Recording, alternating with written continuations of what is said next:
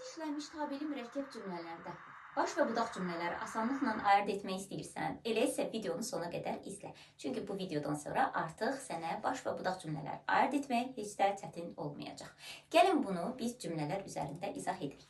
Əgər dərslərini vaxtında oxusan, imtahanda yüksək nəticə qazanarsan. Biz bilirik ki, tabellik bağlayıcılarının bir işlənmə məqamı var, o da tabeli mürəkkəb cümlə. Burada da əgər bağlayıcısı tabeli mürəkkəb cümləni yaratmışdır və bir açar söz deyim sizə, bunu yadınızda saxlayın.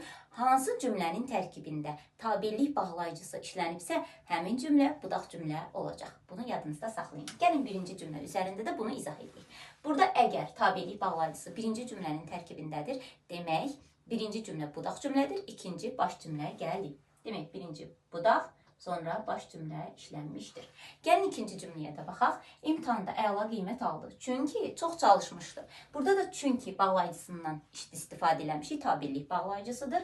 Demək, çünki ikinci cümlənin tərkibindədir. Demək, bizim budaq cümləmiz ikinci cümlə olacaq. Burada da birinci budaq cümlə, baş cümlə gəlib, üzr istəyirəm. Birinci baş cümlə gəlib, sonra budaq cümlə işlənib.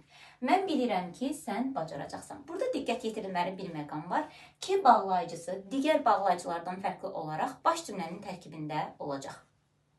Demək, burada da birinci baş cümlə işlənib, sonra budaq cümlə işlənmişdir.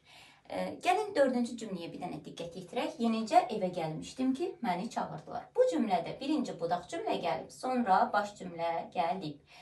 Nəyə əsasən bunu dedik? Təbii ki, burada diqqət yetirilməli bir məqam var. Biz dedik ki, digər bağlayıcılardan fərqli olaraq baş cümlənin tərkibində olur. Ancaq ki, zaman budaq cümlələrində təbii ki, budaq cümlənin tərkibində olacaq. Burada da yenicə evə gəlmişdim ki, məni çağırdılar. Demək, birinci budaq cümlə gəlib, sonra baş cümlə gəlib. Bundan əlavə də bəzi cümlələrdə var ki, bağlayıcı işlənmir və həmin cümlələrdə baş və budaq cümlələri necə ayırd edirik, onu da rəylərdə siz qeyd edin.